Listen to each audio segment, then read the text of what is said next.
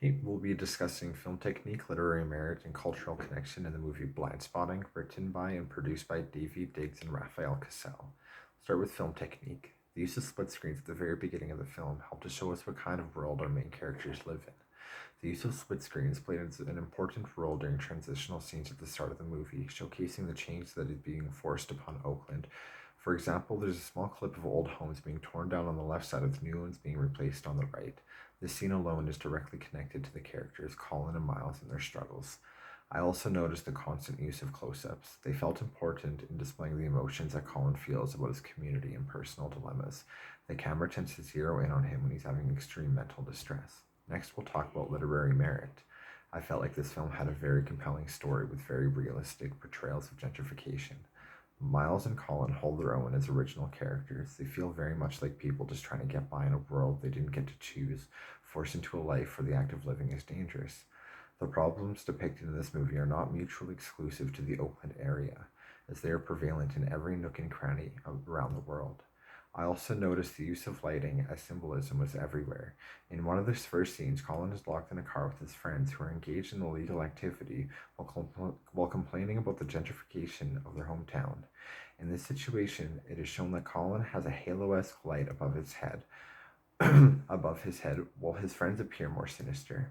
While it's clear that his friends have an issue with the change going around him, Colin makes it obvious that he's alright with the upgrades. The lighting displays a level of clarity bestowed upon Colin and shows him as a person willing to accept change. In terms of cultural connection, I feel that there are many ways a person can connect this film to systematic racism and or police brutality. This is not a problem only found in Oakland, nor is it a problem that has been widely addressed or accepted.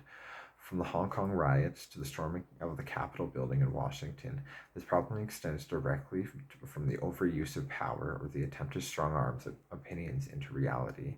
For me personally, though, I think about the missing and murdered Indigenous women, and for generations, and for generations, the Indigenous groups of Canada have learned to fear the RCMP and government, and slowly the resentment has grown.